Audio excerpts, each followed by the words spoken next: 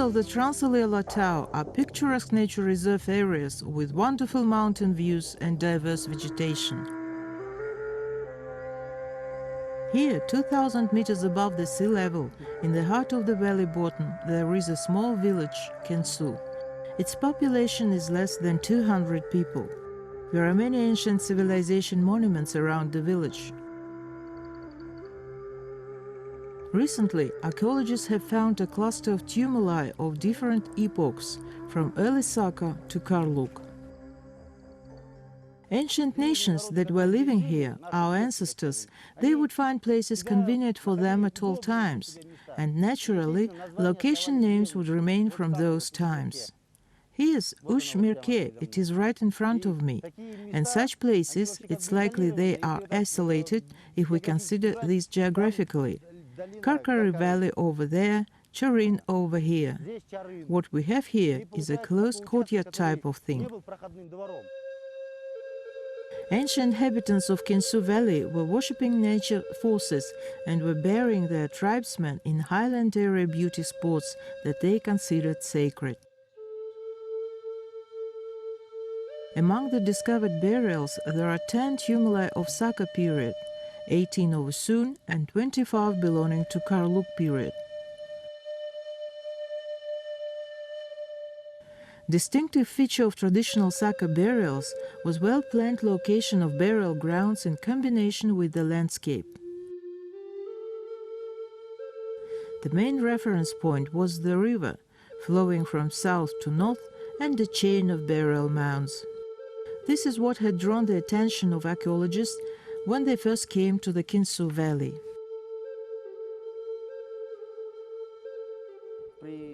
While walking on the site, we have found several monuments here, several burial grounds.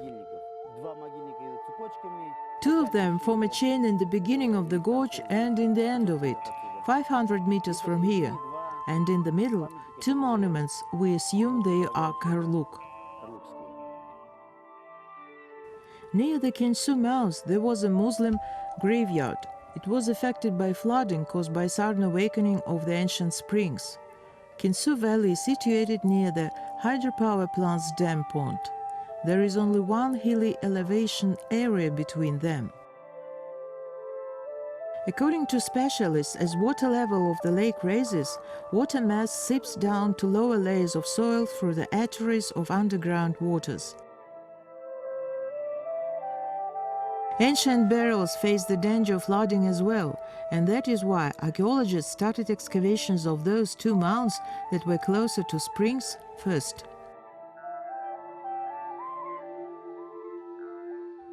Unfortunately, the first tumulus was plundered, and the second one, well, it is in the process of clearing right now. There were wooden construction found there, logs. And so I think that it might be untouched and provide us with materials. The information was already gathered here concerning ancient tumuli, and some locations were marked. It is the first time archaeologists proceeded to examine the monuments of the Kinzu Valley. The central area, it was a Saka period, 13th, 4th century BC, presumably based on materials that we have already found here and analyzed, and then we got Usun. In addition to the sin bowls that we got, we found a plaque. Usuns inhabited the territory of Jetesu starting from the 3rd century BC.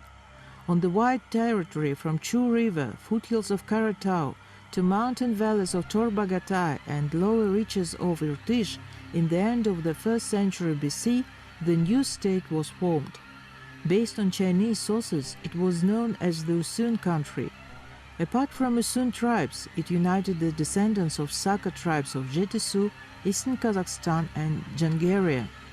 The story of this ancient state is hidden inside the numerous burial mounds, which are studied by Kazakhstani archaeologists on the territory from Jetesu to Torbagatai in eastern Kazakhstan.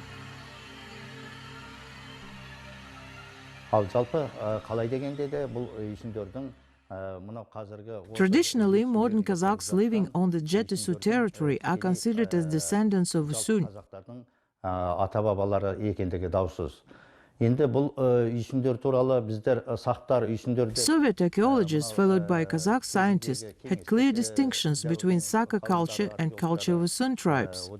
Our neighbor scientists of China don't see this difference, merging them into one.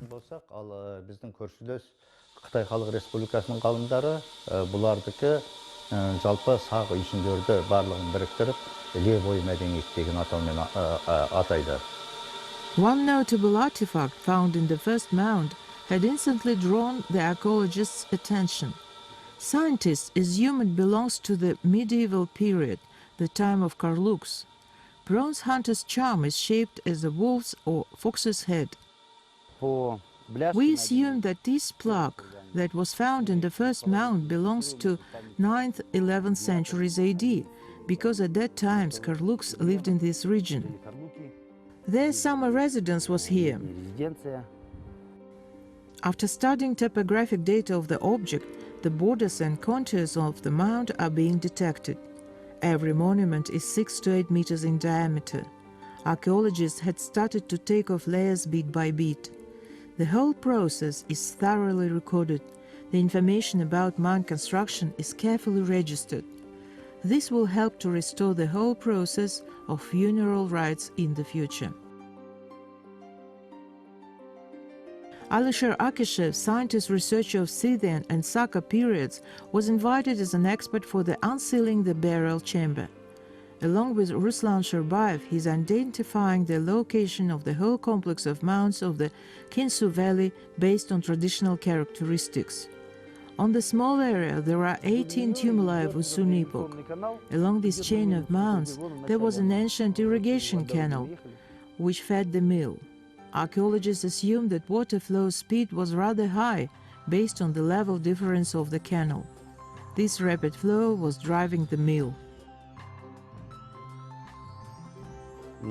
As of today, only few such mills were found on the territory of Kazakhstan, and only in the south in a rare oasis. Here in Almaty region, we may trace how this irrigation system was applied, so that this mill would function.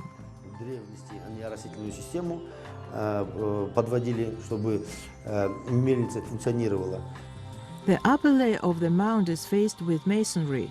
This is so-called stone armature. It protects the central part of the construction. One of the tumuli was plundered. The evidence of this are the scattered remains of the ancient men inside the chamber. But another mound is untouched. A buried person, based on archaeologists' conjecture, was under the Tian Shan spruce log.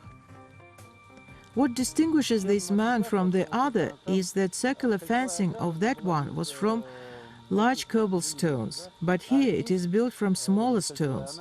The principal central part of it was laid with them. This is why we've taken down these stones. Then we got to the spruce. We went down from both sides to see closer what is in there. On the first glance, it is thought that these were two logs, but now it is clear that it was a single log, but it was split somehow. This piece and this piece, they are the same. I think that one piece of wood from here just fell over there. To confirm the conjectures of the assumed epoch, archaeologists started removing the lower layers of the second mound. The spruce log was functioning as a tombstone. In general, this is the large-scale coffin. Clearing the log to its foundation from the southern side, archaeologists are placing it onto the specially made platform, which replicates the shape of the wood, and then transport it to the edge of the burial site. After this, the spruce is packed to be sent to the laboratory. The piece was preserved well due to favorable microclimate under the mound. However, more than 200 years has passed, so the wood structure became crumbly. When we took out the wood during the clearance, it was damp. We were drying it off for several days under the shadow. It's been 2 months now. The wood is in very good condition, no mold at all. This means that this wood may be preserved and could be used in museum expositions in the future.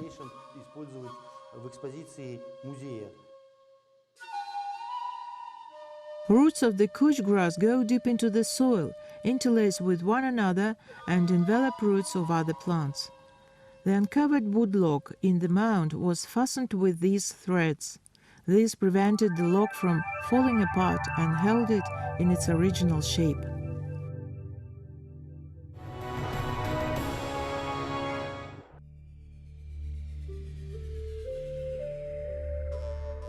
So here comes the culminating moment of the archaeological excavations in Kinzu. Scientists are holding a row of visual research. Expert Alisher had dated the burial to be of the second half of the first millennium BC. In the very beginning, Ruslan Shurbayev had accurately predicted the placing of the remains. The head lying to the west, body laid on its back, stretched out. Based on the disposition of the buried, archaeologists ascribed it to the Usun period.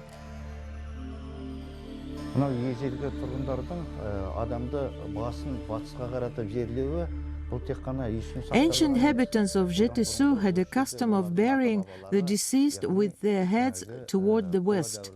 This custom had a long story, even before Usuns and Sakas, in the times of their ancestors, people of Andronova culture. It was believed that life was originating from the east, and that the east is the world of the living. Therefore, the west was the world of the dead. Like sunsets in the west and rises in the east, the cycles of human life take similar turns. That was the meaning behind the ceremony.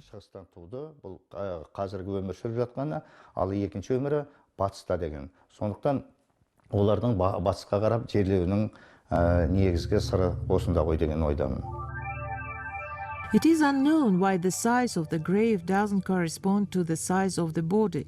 The legs are bent and feet are leaning against the boulder. Lower jaw is separated, but the condition of teeth suggests the buried was in his mid-ages.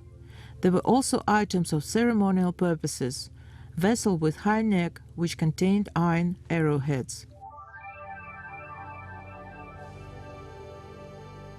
This clay vessel and part of the cauldron found refute the archaeologist's assumption about the times of its origin being the medieval times of Karluk epoch.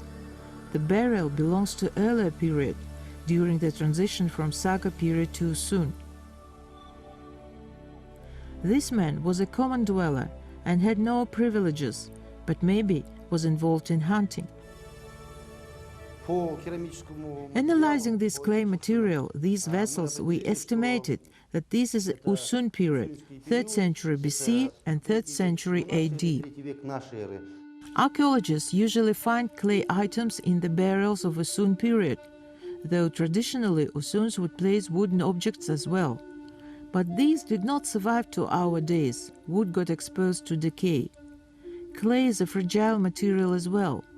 Therefore, it is seldom for whole pieces to be found, mostly fragments, and most of the times vessels would be already broken when placed into the grave. For some reason, people were still using such vessels. Here is the fragment of the clay dish found in the tumulus. It could be the base of some kind of cauldron. Since the tableware was fragile and was frequently shattered, the pieces were still used in household.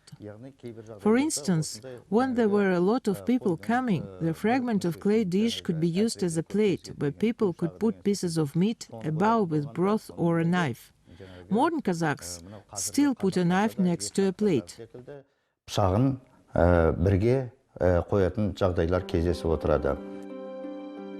There are many petroglyphs in the areas surrounding the Kinsu Valley. You may see them on rock declivity next to Moynak hydropower station reservoir. The plot of the drawing is still visible. They may unravel many interesting things to researchers.